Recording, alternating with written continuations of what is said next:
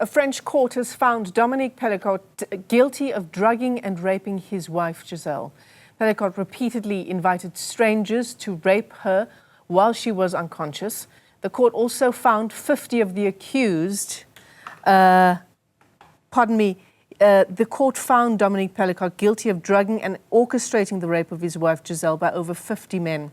Let's unpack the story further. We're joined by Maina Cerniawsky, who is the vice president of Osez Le Féminisme, which translates to Dare to Feminism. Maina, it's great to talk to you. Thanks for coming on this incredibly important story. And this was one of the leading stories of the year around the world, highlighting the horror of mass rape.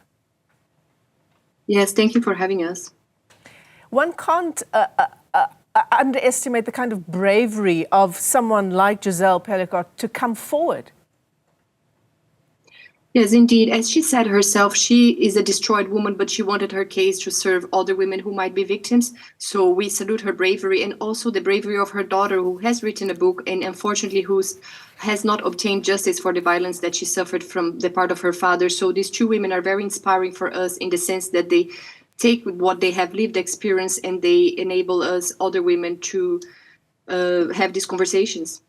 Yeah, I mean, it's important to always talk about the kind of bravery it takes for a woman to come forward, right?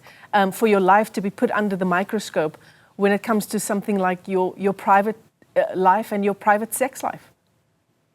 Indeed. Luckily, in this case, for Gisèle Pelicot, she's a quite unique victim. So that's why we have this, the ampleur that this case took, that we're speaking about it internationally. The fact that was incontestable proof of all the rapes that she suffered, the number of the aggressors, and also her profile. She's a white, middle-class, married, heterosexual grandmother. So this all contributes to the image that society has of a perfect victim. So, of course, people are willing to give her empathy. We would like the empathy to be extended to women who do not fit that profile, women who perhaps had 1 or 2 glasses of wine, who go out in a miniskirt and then report a rape that is not being filmed, that they would also be believed. So we're hoping that this case will open these doors for all women that have been raped or victims of violence to be believed. The scourge of gender-based violence in South Africa is one that we are grappling with on a daily basis. What are your levels of gender-based violence and femicide in France? It's also abhorrent. I think that male violence is a widespread phenomenon in all countries. We know that today in France, 86% of all denunciations of sexual violence are classified without investigation, and 94% of all rape denunciation, and less than 1% of rapists are condemned. So it's a widespread phenomenon that is patriarchy, in which women are not served justice. And here we also have high feminicide, and most of them are as well as the sexual violence, they are perpetrated by the intimate partner. So this is a systemic issue, I think, across the globe. And then, of course, Maina, there's the issue of the 20-year jail term. And I think the public who gathered outside as the sentence was read out said something along the lines of shame on the justice system. For anyone who knows the horror of the details around this case, 20 years? Yes, we are very dissatisfied with the whole situation because we have a characteristic in France which the crimes are requalified to then be judged in the Cour départementale instead of the Cour d'assises. So, for example, if Dominique Pelicot had been judged also for empoisonment, he could have gotten 30 years. But the French justice system works in this way. And we are also dissatisfied in the sense that 1% of the rapists that get convicted, on average, they get around 10 to 11 years. In this case, even with the supplementary violence that it's included, some of the rapists, they got way less than the average. They got 3 or 4 years, which is totally unacceptable. Yeah, and one might have thought that it would have been a lot more punitive, just given, I mean, Gisele herself, in yet another incredibly courageous move on her part, insisted that the videos, the horrifying videos of the serial rapes she endured, which were recorded by her husband, should actually be seen in court.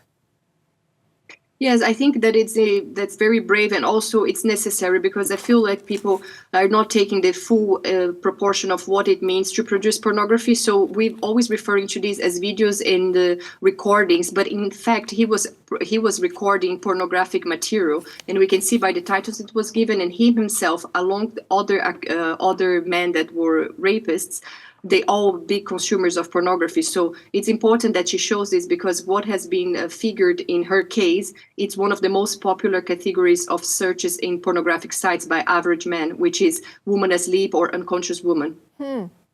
Incredibly disturbing. And of course, there's now this debate in France around the country's rape laws, which alarmingly makes no mention that sex should involve consent.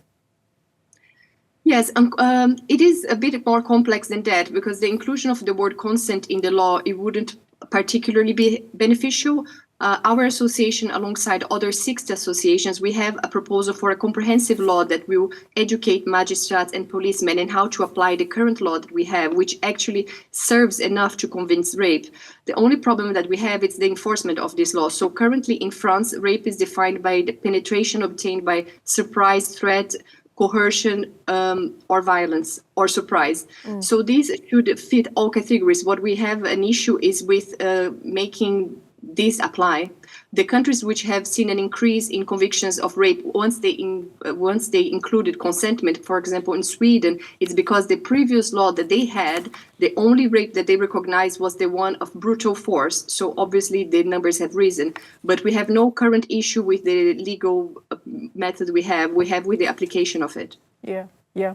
So how does this case change the work that your organization does now in the future, and the way that it approaches various issues insofar as sexual violence is concerned? We continue to work alongside other associations that also support victims of sexual violence. What we aim to do is to address the systemic problem, which is the gender stereotypes and sex-based violence. So we are for an educational purpose. So the continuum of violence doesn't arrive at the rape and feminicide. So we want from a childhood that there is a public education, that it's valuing women's lives the same as men's, and we are not seen as objects and treated as such. Yeah.